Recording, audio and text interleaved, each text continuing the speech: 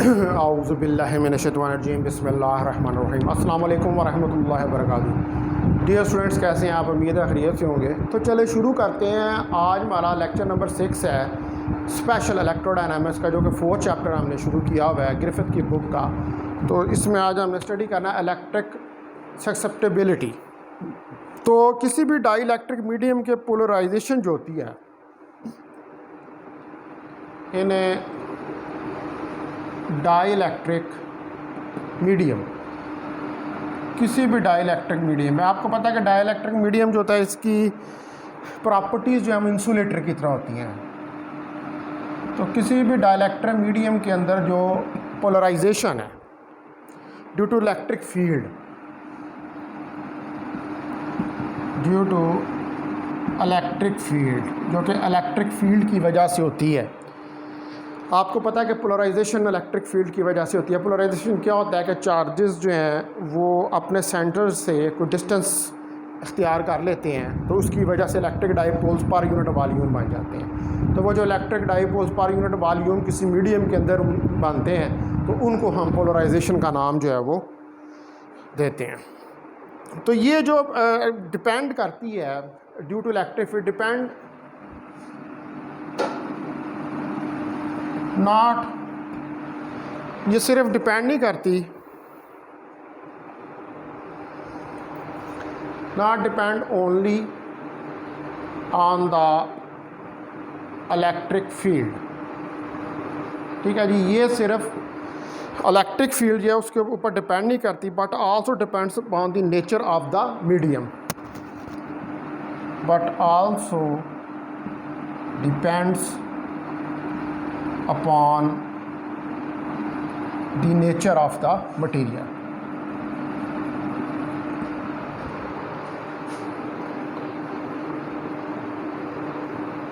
लेकिन ये जो नेचर ऑफ मटेरियल है उसके ऊपर भी ये डिपेंड करती है।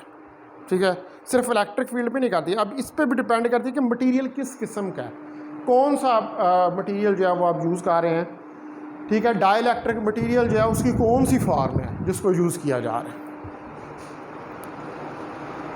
तो अगर इलेक्ट्रिक फील्ड जो है वो वेरी करे from point to point, if the electric field varies from point to point, अगर इलेक्ट्रिक फील्ड जो है वो पॉइंट टू पॉइंट वेरी करे, तो then polarization also varies from point to point. तो then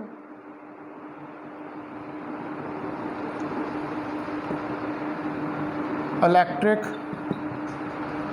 polarization also varies from point to point. तो फिर जो इलेक्ट्रिक पोलराइजेशन है वो भी वेरी करेगी पॉइंट टू पॉइंट, अगर इलेक्ट्रिक फील्ड वेरी कर रहा है। यानी कि अगर मीडियम के अंदर इलेक्ट्रिक फील्ड के अंदर हर पॉइंट के ऊपर वेरिएशन आ रही है, यानी कि इलेक्ट्रिक फील्ड हर पॉइंट पर चेंज कर रहा है, वो पॉइंट टू पॉइंट यूनिफॉर्म नहीं है, उसके अंदर वेरिएशन है, तो फिर इलेक्ट्रिक पोलराइजेशन भी उस इलेक्ट्रिक फील्ड के साथ जो है वो पॉइंट टू पॉइंट वेरी करेगी। तो इसका मतलब है कि इलेक्ट्रिक पोलराइजेशन और इलेक्ट्रिक फील्ड के अंदर प्रोपोर्शनैलिटी जो है इसका रिलेशन है। तो अगर आल्सो इफ द मीडियम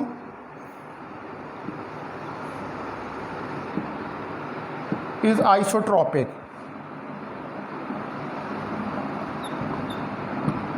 तो अगर मीडियम आइसोट्रॉपिक होता है, आइसोट्रॉपिक में का मतलब होता है कि जो तमाम डायरेक्शंस में से एक जैसा हो, देन पोलराइजेशन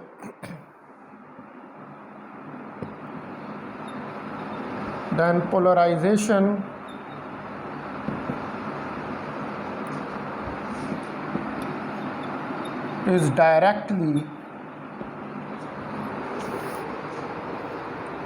proportional तो फिर पोलराइजेशन जो है वो डायरेक्टली प्रोपोर्शनल है टू द इलेक्ट्रिक फील्ड के, यानी कि P is directly proportional to E। इसको कह दें कि ये इक्वेशन नंबर 1 है। तो इसका मतलब है कि अगर P वैनिश करेगा तो फिर E भी वैनिश कर जाएगा। इट शुड बी नोटेड, तो यहाँ पर हम ये नोट कर सकते हैं that P vanishes, P vanish कर जाएगा एज E वैनिशेस। ठीक है, यानी कि पोलराइजेशन ख़त्म हो जाएगी, पोलराइजेशन जो है वो वैनिश कर जाएगी अगर इलेक्ट्रिक फील्ड भी वैनिश कर जाएगा, क्योंकि पोलराइजेशन और इलेक्ट्रिक फील्ड का आपस में डायरेक्टली का रिलेशन है, जो कि ये इक्वेशन नंबर 1 में हमने शो किया। तो इस इक्वेशन नंबर 1 को हम फिर लिख सकते हैं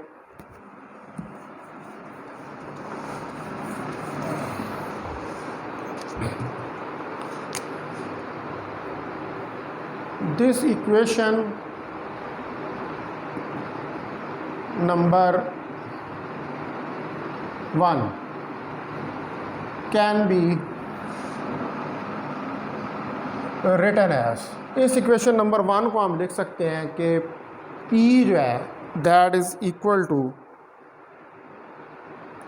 क्योंकि P फंक्शन है E का, P of E is equal to chi of E, कि P ऑफ E जो है वो काई ऑफ E के बराबर है epsilon naught chi of E के। यहाँ पर एप्सिलॉन नॉट जो है ये परमिटिविटी ऑफ फ्री स्पेस है।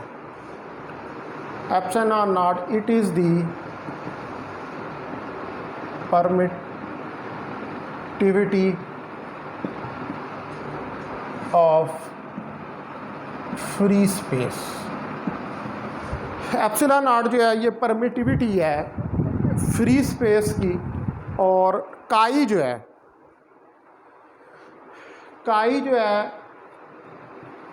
इट इज़ ए कांस्टेंट, ये कांस्टेंट है and called the electric susceptibility, and is called the electric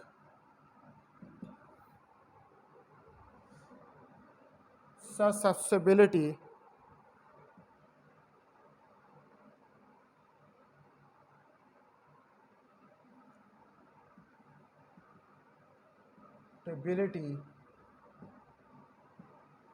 इसको सस्टेबिलिटी कहते हैं ऑफ डाइलेक्ट्रिक मीडियम।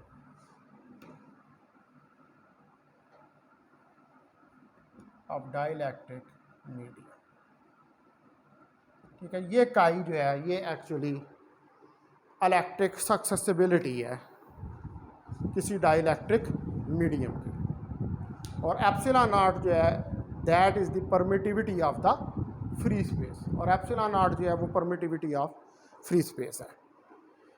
तो ये जो काई है इसको आप डिफाइन कर सकते हैं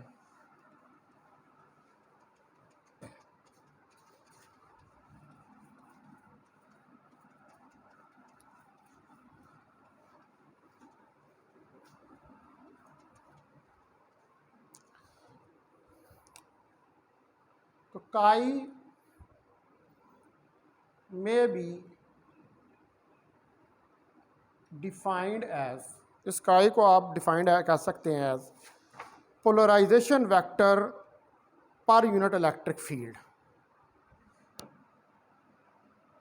पोलराइजेशन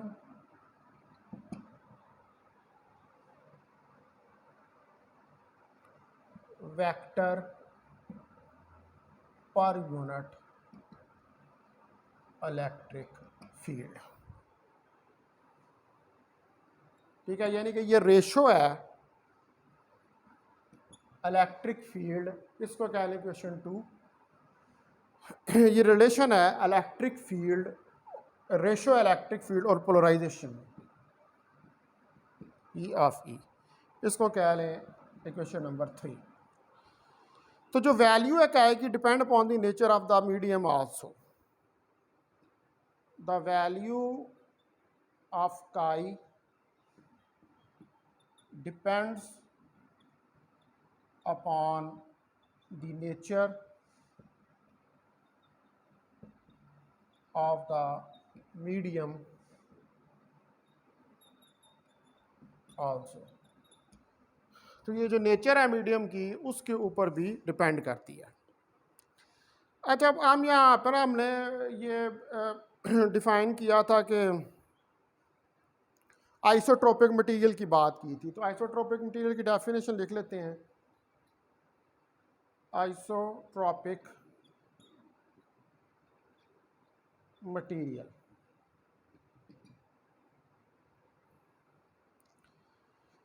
तो ऐसे मटेरियल जिसमें पोलराइजेशन की सेम डायरेक्शन हो, ठीक है, इन दीज मटेरियल्स, ठीक है, ये जो मटेरियल्स हैं जिनको आप आइसोट्रोपिक कहते हैं, these material polarization have same direction. तो पोलराइजेशन जो है उसकी सेम डायरेक्शन होती है।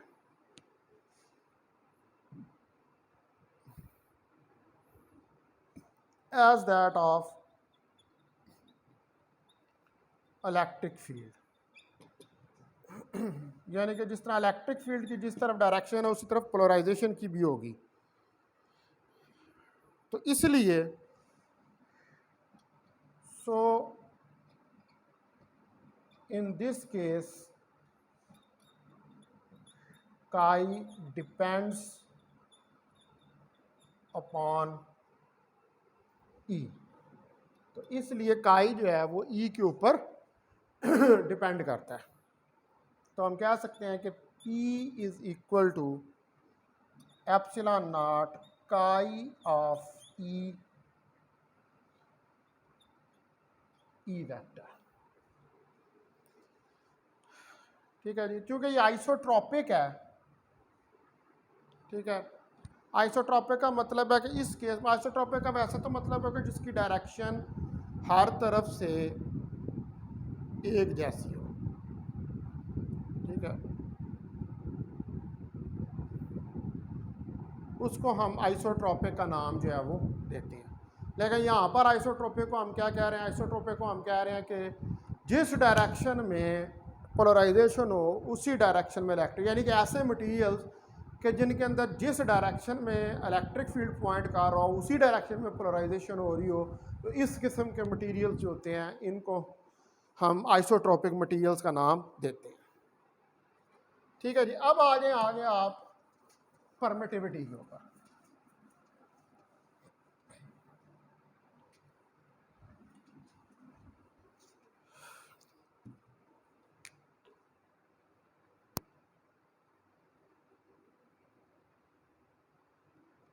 परमिटिविटी, तो अगर जो एबिलिटी है मीडियम की to pass the electric field through it, यानी कि अगर मीडियम अलो करे कि उसमें से इलेक्ट्रिक फील्ड पास कर जाए, तो वो उसको हम क्या कहते हैं, परमिटिविटी।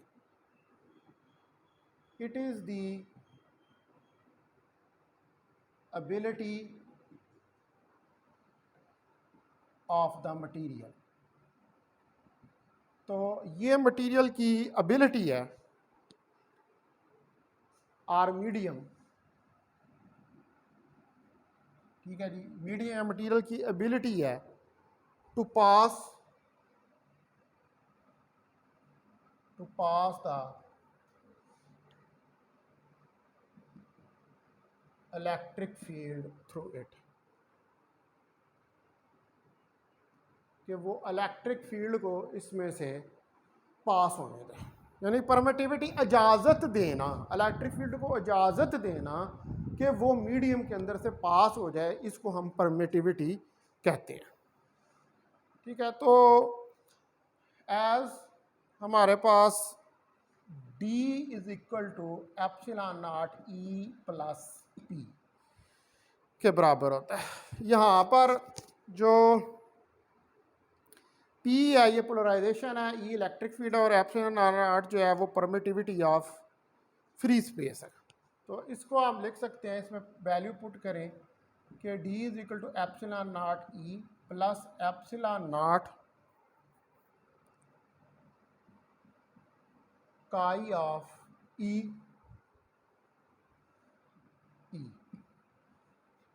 ठीक है। ये P की वैल्यू मैंने इसके अंदर सब्स्टिट्यूट कर दी है। तो इसको कह दें ये इक्वेशन 4 है, इसको कह दें ये इक्वेशन 5 है। तो अब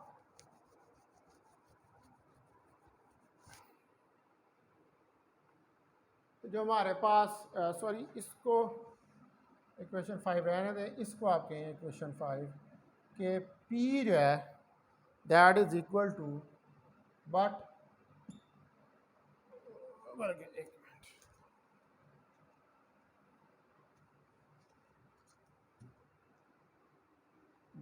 P is equal to epsilon naught chi of E vector, इसको 5 कर पुट 5 इंटू 4, 5 को 4 में पुट करें तो D is equal to epsilon naught E plus epsilon naught chi of E vector, ये आ जाएगा। तो यहाँ से अगर आप एप्सिलॉन नॉट को कॉमन निकाल लें और E को भी, तो 1 plus chi of E vector ये आ जाएगा।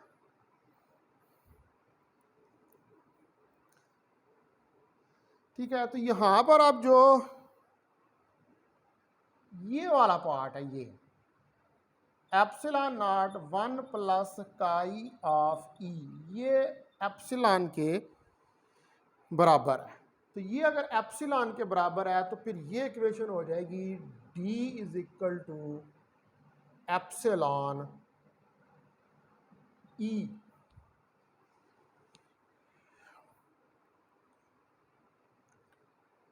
ठीक है। तो ये जो इक्वेशन है ये वाली epsilon 1 plus chi of E is equal to epsilon, इसको इक्वेशन नंबर 7 का नाम आप दे दें।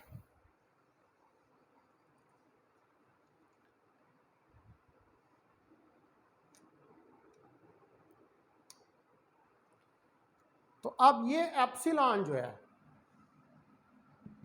It is the permittivity of the dielectric medium. ठीक है, ये परमिटिविटी है डाइलेक्ट्रिक मीडियम की। एप्सिलॉन नॉट जो है वो परमिटिविटी है फ्री स्पेस की, लेकिन जब आप फ्री स्पेस की जगह डाइलेक्ट्रिक मीडियम में चले जाएं तो फिर वहाँ पर एप्सिलॉन जो है वो परमिटिविटी है, यानी कि वो परमिट करती है कि कितना इलेक्ट्रिक फील्ड जो है उस डाइलेक्ट्रिक मीडियम में से पास करेगा। तो कुछ केसेस के अंदर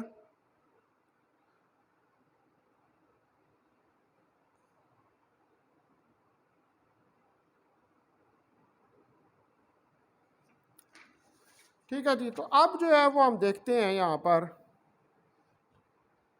ये जो डाइलेक्ट्रिक कांस्टेंट है कि डाइलेक्ट्रिक कांस्टेंट की वैल्यू यहाँ पर क्या होगी।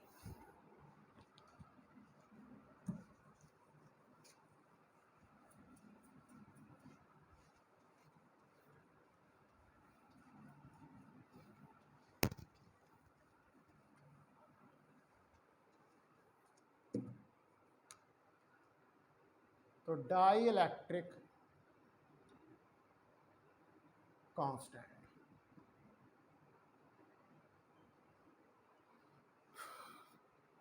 तो अब जो परमिटिविटी है कि मीडियम की as the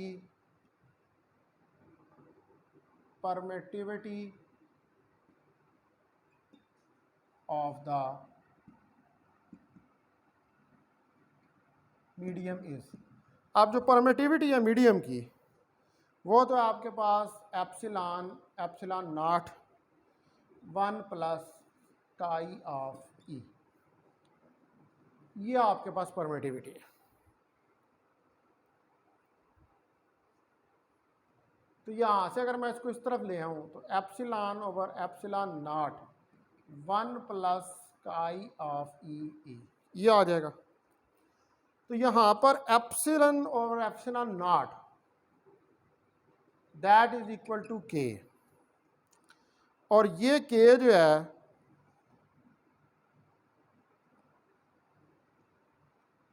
it is the dielectric constant, यानी कि के जो है ये रेशियो है permittivity of dielectric to the permittivity of free space, यानी कि के क्या है, ये रेशियो है परमिटिविटी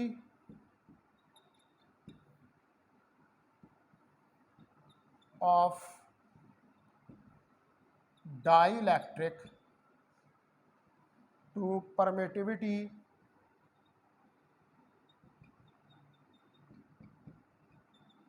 ऑफ फ्री स्पेस।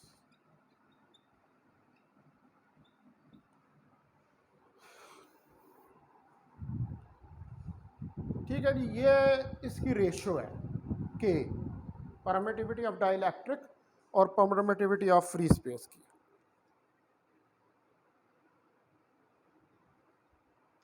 अगर काई और के जो है does not depend upon the, if chi and K, यानी कि सक्सेसिबिलिटी और dielectric constant does not depend upon the location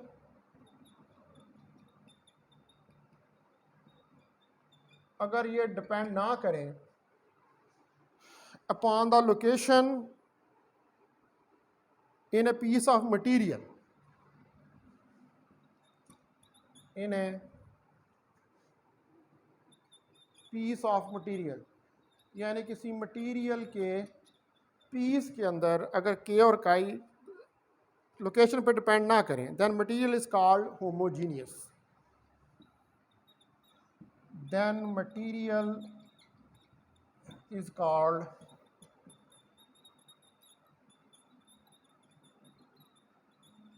homogeneous. तो फिर ऐसा मटेरियल जो होता है उसको हम होमोजीनियस का नाम देते हैं, यानी कि जो हर तरफ से एक जैसा हो, क्योंकि इसमें काई और के लोकेशन पर डिपेंड नहीं कर रहे, तो ये हर तरफ काई और के जो हैं वो एक जैसे होंगे, इसलिए हम कहेंगे कि ये मटेरियल जो है दैट इज होमोजीनियस, ये होमोजीनियस है।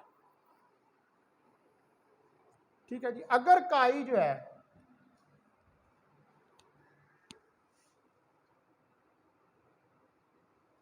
वो डिपेंड ना करे ई के ऊपर,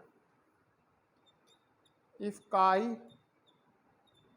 does not depend upon E, यानी कि इलेक्ट्रिक सस्टेबिलिटी अगर इलेक्ट्रिक फील्ड पर ना डिपेंड करे, then the material is called linear, then the material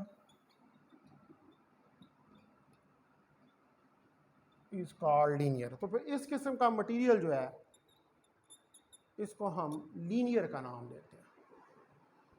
अगर तो काई और के लोकेशन पे डिपेंड ना कर रहे हो तो ऐसा मटेरियल होमोजीनियस कहलाता है, और अगर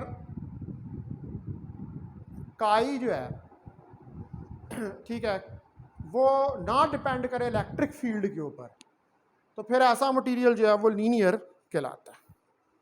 ठीक है जी, अब हमने आगे देखनी है जो स्ट्रेंथ है डाइलेक्ट्रिक मटेरियल की।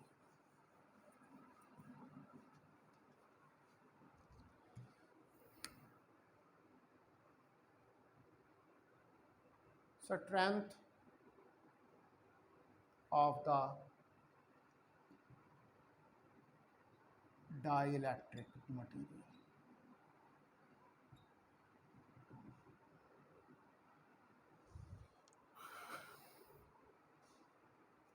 तो जब इलेक्ट्रिक फील्ड जो है वो बड़ा इंटेंस या स्ट्रांग हो, when E is very intense और स्ट्रांग, यानी कि जब इलेक्ट्रिक फील्ड बहुत स्ट्रांग हो, बड़ा इंटेंस हो, उसकी इंटेंसिटी बहुत ज़्यादा हो, it pools electrons completely, it pools electrons, ये मुकम्मल तौर पर इलेक्ट्रॉन्स को पुल करता है कंप्लीटली, मुकम्मल तौर पर,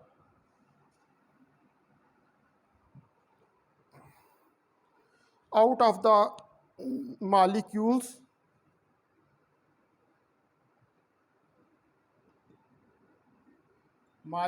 के अंदर से, and the dielectric becomes conducting, और डाइलेक्ट्रिक कंडक्टिंग बन जाता है, and dielectric becomes conducting.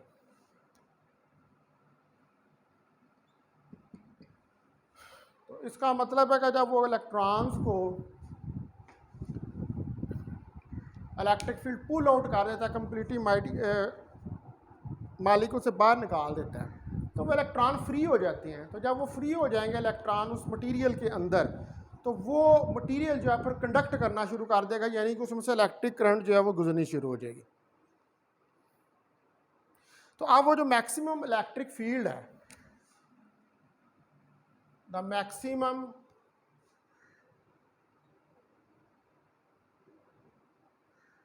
Electric field, अब वो जो मैक्सिमम इलेक्ट्रिक फील्ड है which a dielectric can withstand, with which a dielectric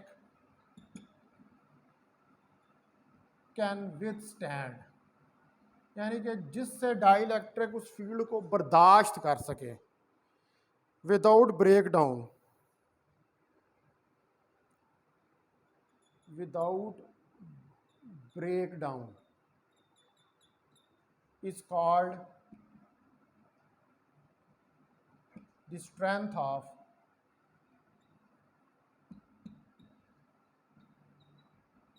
dielectric medium।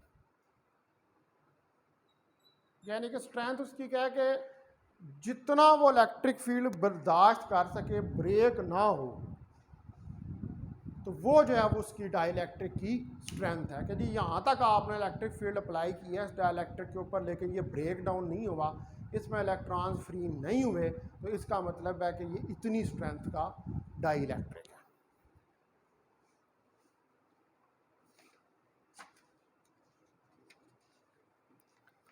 अब हमने जो है वो इलेक्ट्रिक फील्ड कैलकुलेट करना है due to a point charge in the dielectric medium.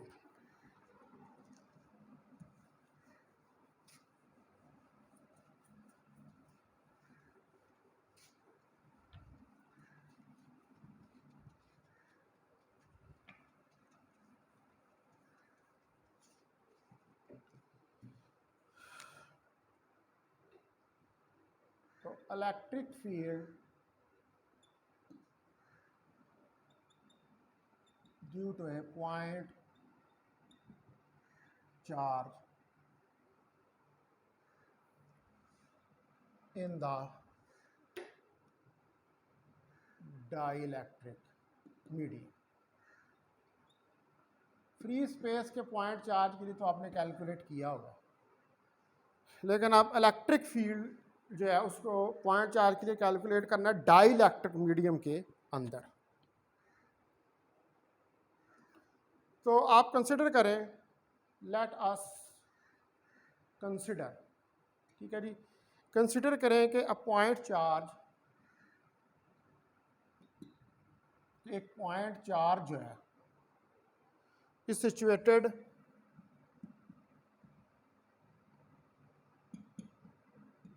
In A vacuum, एक पॉइंट चार्ज जो है वो सिचुएटेड है वैक्यूम में, तो फिर इलेक्ट्रिक फील्ड जो है वो एक रेडियल फील्ड होगा। Then electric field will be a radial field. क्योंकि हम जब स्पेस के अंदर पॉइंट चार्ज को देख रहे होते हैं तो हम कहते हैं कि वो बहुत दूर पॉइंट चार्ज है, और उसकी सिमेट्री जो हम देख रहे होते हैं पॉइंट चार्ज की वो स्फेरिकल ले रहे होते हैं, तो हम कहते हैं कि फिर इलेक्ट्रिक फील्ड जो है वो अलोंग द रेडियस है।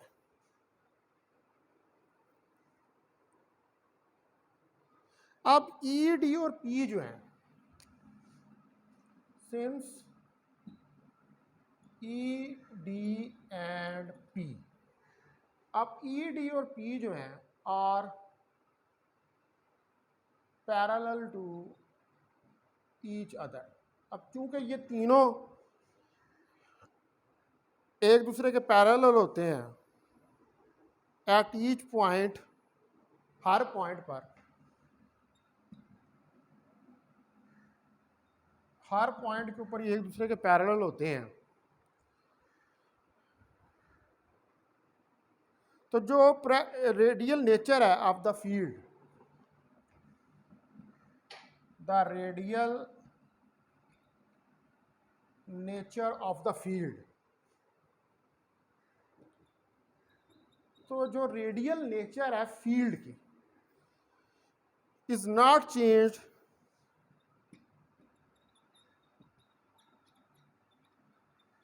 in the presence of the medium।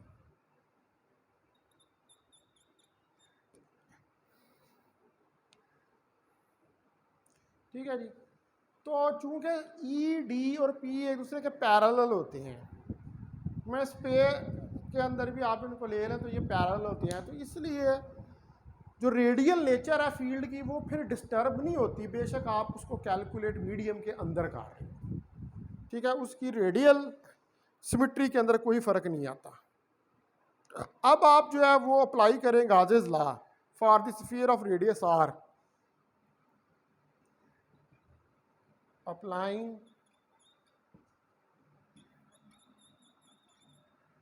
Gauges law for the sphere of radius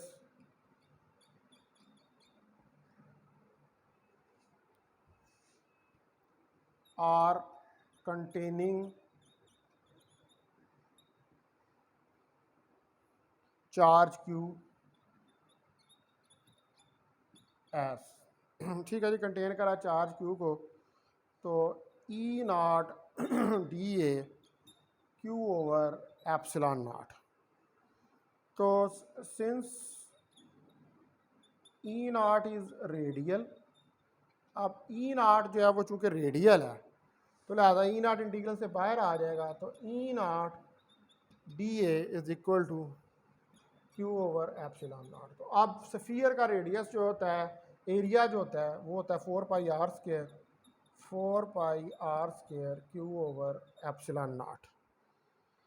तो ई जो है फिर ई नॉट ये आ जाएगा 1 over 4 pi epsilon not Q over R square.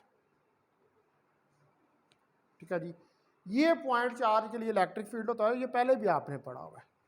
तो इन वेक्टर फॉर्म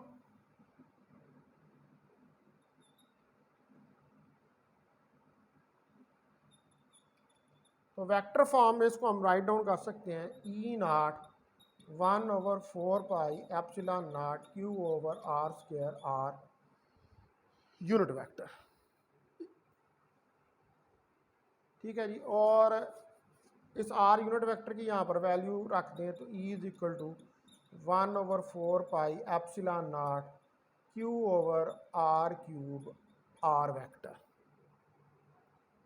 ठीक है, इसको इक्वेशन 1 कह देंगे, यानी कि आर यूनिट वेक्टर की मैंने वैल्यू ये क्या यहाँ पर आर का मैग्नीट्यूड। तो ये हमारे पास इलेक्ट्रिक फील्ड की वैल्यू है। अब ई नॉट जो ये इलेक्ट्रिक फील्ड है due to the point charge in the vacuum,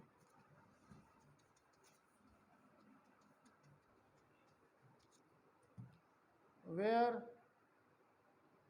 E naught is the electric field due to a point charge in the vacuum.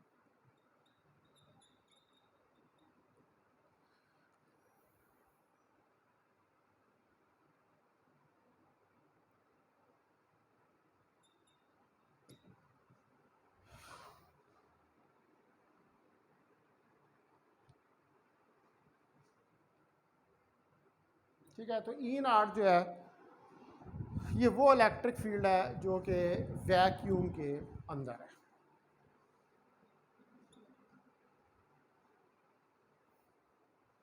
अब मीडियम हमने यहाँ पर इंट्रोड्यूस नहीं करवाया।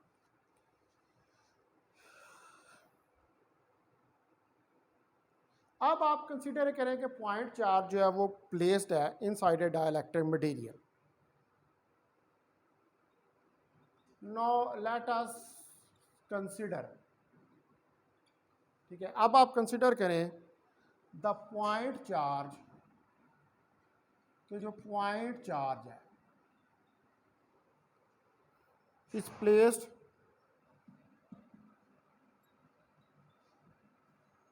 इनसाइड द डाइलेक्ट्रिक मीडियम, कि ये डाइलेक्ट्रिक मीडियम के अंदर प्लेस्ड है, due to which electric field is produce, due to which electric field E is produced. अब इसकी वजह से एक इलेक्ट्रिक फील्ड E जो है वो प्रोड्यूस होगा मटेरियल के अंदर।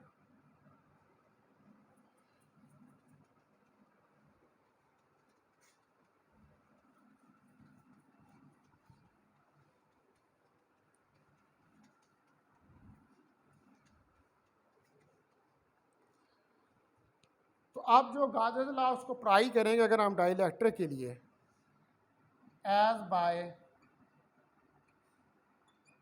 अप्लाइंग द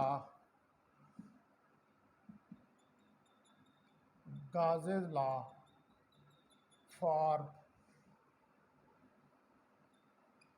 डाइलेक्ट्रिक्स, यानी कि अगर आप गाजेस लॉ जो है उसको डाइलेक्ट्रिक्स के लिए अप्लाई करें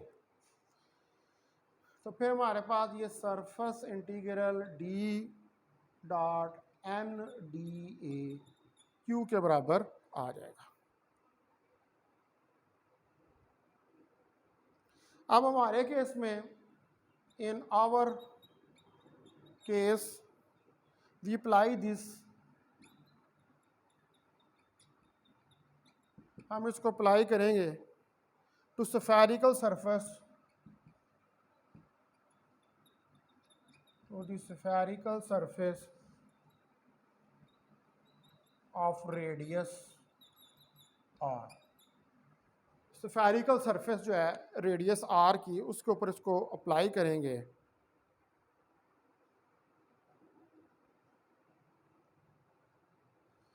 लोकेटेड अबव q, जो कि चार्ज q से अबव लोकेटेड है, located above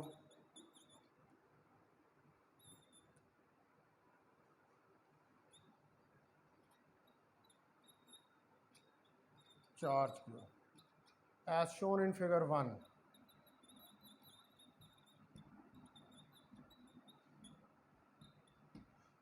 जैसा कि फिगर 1 में शो किया गया है। तो आप अगर देखें तो ये फिगर 1 है, ये स्फीयर है,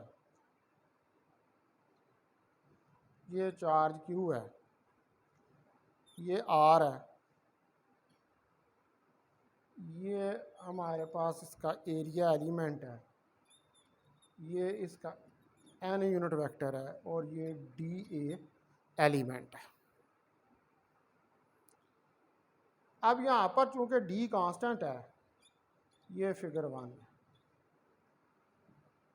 सिंस द D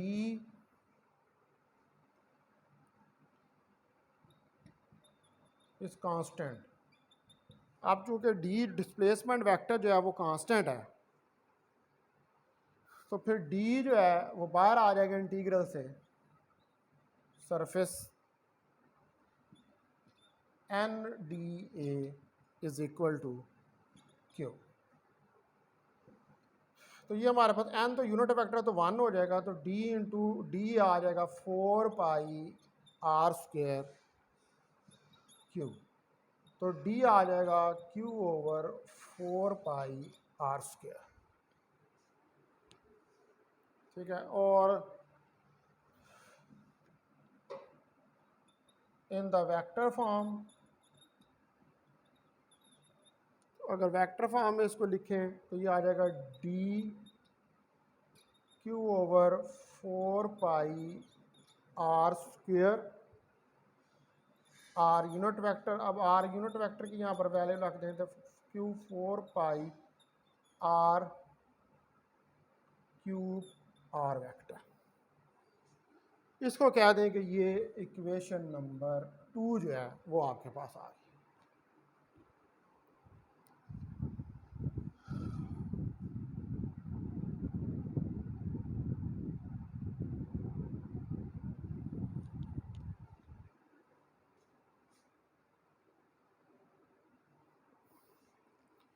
ठीक है, लेकिन अब यहाँ पर हमें पता है कि but D is equal to epsilon E, D जो है वो एप्सिलॉन ई के बराबर है, तो E is equal to D over epsilon.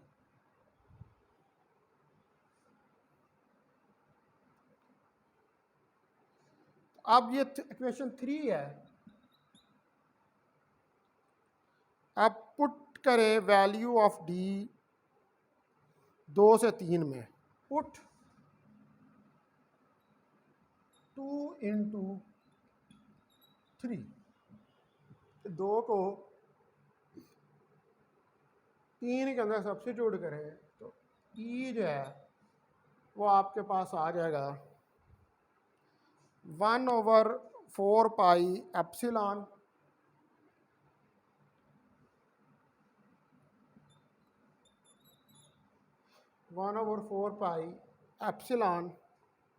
Q over R cube R vector.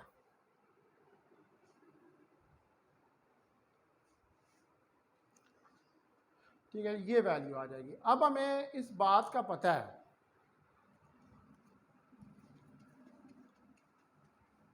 कि एज के एप्सिलॉन ओवर एप्सिलॉन नॉट के बराबर होता है डाइलेक्ट्रिक कांस्टेंट जो है। तो यहाँ से अगर आप एप्सिलॉन की वैल्यू निकाल लें तो ये के एप्सिलॉन नॉट के बराबर आ जाएगा। तो इसको अब इस इक्वेशन के अंदर एप्सिलॉन की वैल्यू जो है यहाँ पर सब्स्टिट्यूट कर दें तो ये आ जाएगा E 1 over 4 pi epsilon not Q over R cube, साथ में यहाँ पर K R unit vector.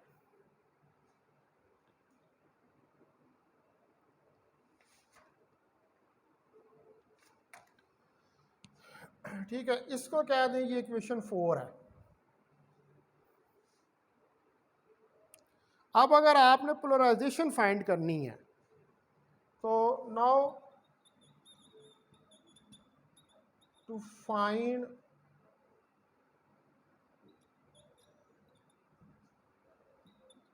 The polarization. ठीक है जी, अब अगर आपने पोलराइजेशन को फाइंड करना है तो वी यूज़ द इक्वेशन, तो अब हम यूज़ करेंगे इक्वेशन जो है d is equal to epsilon not E plus P, इस इक्वेशन को यूज़ करेंगे। तो इस इक्वेशन से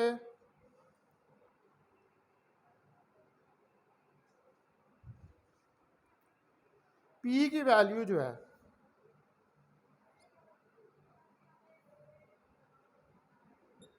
P जो है that is equal to d minus epsilon not E के बराबर आ गया। अब इसके अंदर आप d की वैल्यू पुट करें और E की वैल्यू पुट करें, इलेक्ट्रिक फील्ड की और डाई इलेक्ट्रिक की, D की। तो D की वैल्यू जो है हमारे पास जो निकली थी वो थी, D की वैल्यू देखें आपके पास जो निकली थी वो निकली थी Q over 4 pi R cube, R unit vector minus, अब E की वैल्यू एप्सिलॉन नॉट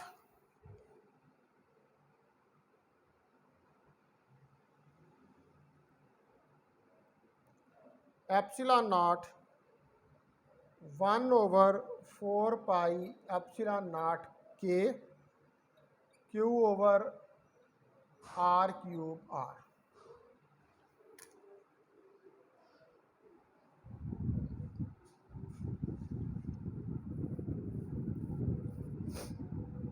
ठीक है, ये वैल्यूज आ जाएंगे। अब इसको आप रीअरेंज कर लें।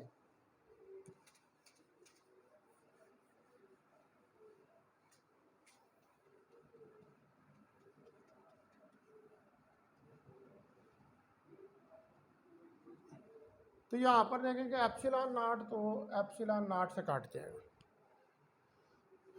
तो ये P हमारे पास आ जाएगी Q over 4 pi R cube,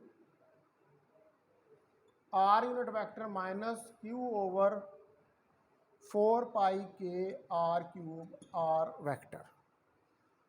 तो यहाँ से Q 4 pi R cube R vector को कॉमन निकालेंगे तो 1 माइनस 1 ओवर के बच जाएगा। तो ये P जो है ये हमारे पास आ जाएगी Q इंटू, यहाँ से एलसीएम ले लें तो K minus 1 divided by 4 pi R cube के R vector, that is equation number 5।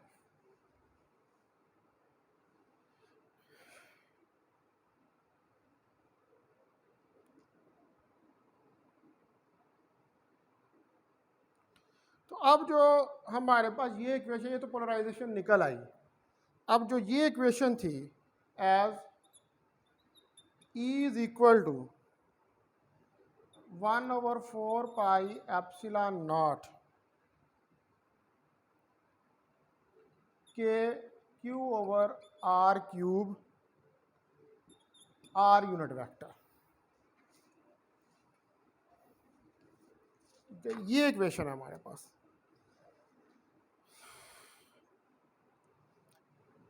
तो अब आप देखें कि इसके अंदर जो K को छोड़ के ये सारा फैक्टर जो है ये E नॉट फील्ड का है, जो कि इक्वेशन 1 में हमने देखा था। तो so E is equal to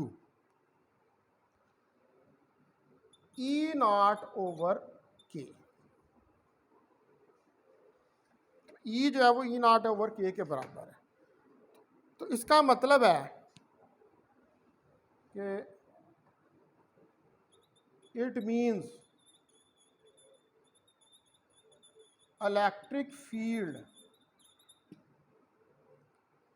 due to dielectric medium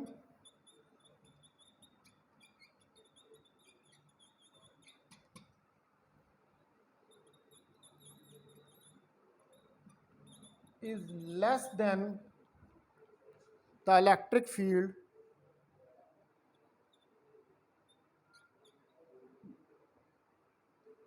is less than for the electric field, तो ये फिर लेस है उस इलेक्ट्रिक फील्ड से फॉर वैक्यूम